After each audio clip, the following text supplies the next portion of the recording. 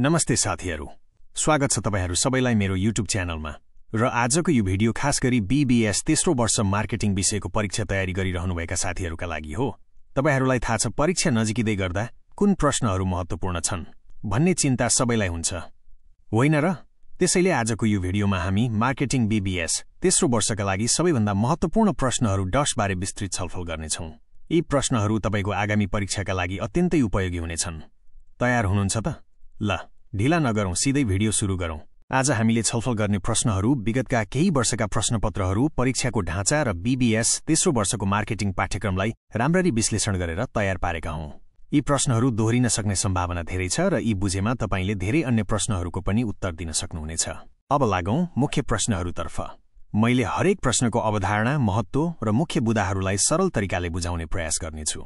हाम्रो पहिलो महत्त्वपूर्ण प्रश्न हो, बजार विभाज भनेको के हो? यसका आधारहरू र महत्त्वबारे व्याख्या गर्नुहोस्। सरल भाषामा भन्दा बजार विभाजन भनेको कुल बजारलाई विभिन्न सानो सानो समूहहरूमा विभाजन गर्नु हो, जसले गर्दा प्रत्येक समूहका ग्राहकहरूको आवश्यकता र चाहनाहरू लगभग समान हुन्छन्। परिभाषा डेफिनिसन 1:1 2 वाक्यमा परिभाषित गर्नुहोस्। आधारहरू बेसिस अफ सेगमेन्टेसन, भौगोलिक विभाजन, स्थान, क्षेत्र, शहर। जनसाङ्ख्यिकीय विभाजन, उमेर, लिङ्ग, आय, शिक्षा, पेशा। मनोवैज्ञानिक विभाजन, जीवनशैली, व्यक्तित्व, मूल्य, मान्यता। व्यवहारिक विभाजन, सो खरिद गर्ने बानी, लाभ खोज्ने, प्रयोग दर। महत्त्व ग्राहकको आवश्यकता राम्ररी बुझ्न मद्दत गर्छ। बजार रणनीतिहरू अझ प्रभावकारी बनाउँछ। सीमित स्रोतहरूको उचित प्रयोग गर्न सकिन्छ। प्रतिस्पर्धामा अगाडि रहन मद्दत गर्छ। दोस्रो महत्त्वपूर्ण प्रश्न, मार्केटिङ मिश्रण के हो? यसका 4 पीहरू र सेवाका लागि थप 3 पीहरूको व्याख्या गर्नुहोस्। मार्केटिङ मिश्रण भनेको कम्पनीले आफ्ना उत्पादन वा सेवालाई लक्षित ग्राहकसम्म पुर्याउन प्रयोग गर्ने विभिन्न मार्केटिङ उपकरणहरूको सेट हो। यसलाई 4 पीहरूको रूपमा चिनिन्छ। उत्पादन सामान वा सेवाको डिजाइन, गुणस्तर, ब्रान्डिङ, प्याकेजिङ। मूल्य उत्पादनको लागत, प्रतिस्पर्धीको मूल्य, छुट।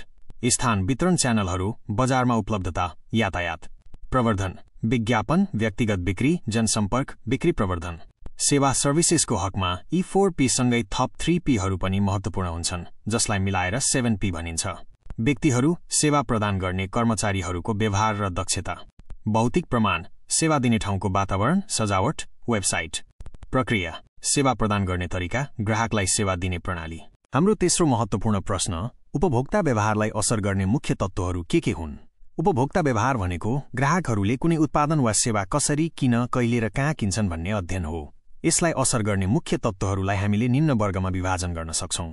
सांस्कृतिक तत्त्वहरू, संस्कृति, उपसंस्कृति, सामाजिक वर्ग।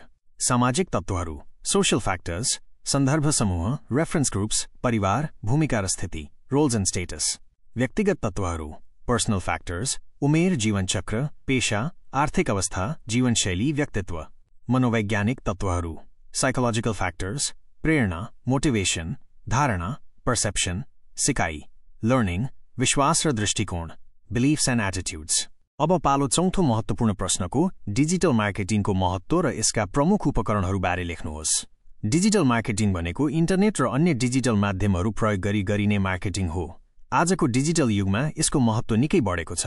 महत्त्व बृहत ग्राहक पहुँच, कम खर्चिलो र प्रभावकारी, मापन योग्य नतिजा, तत्काल प्रतिक्रिया, लक्षित ग्राहकसम्म पुग्न सजिलो।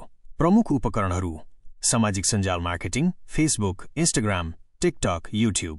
खोज इन्जिन अप्टिमाइजेसन इज टु वेबसाइटलाई सर्च इन्जिनमा माथि ल्याउने। खोज इन्जिन मार्केटिङ, गुगल एड्स जस्ता सशुल्क विज्ञापन। इमेल मार्केटिङ इज टु ग्राहकलाई सिधै इमेल पठाएर। Content marketing is to blog, video, infographics मार्फत मूल्यवान सामग्री दिने। यी त भए केही महत्त्वपूर्ण प्रश्नहरू।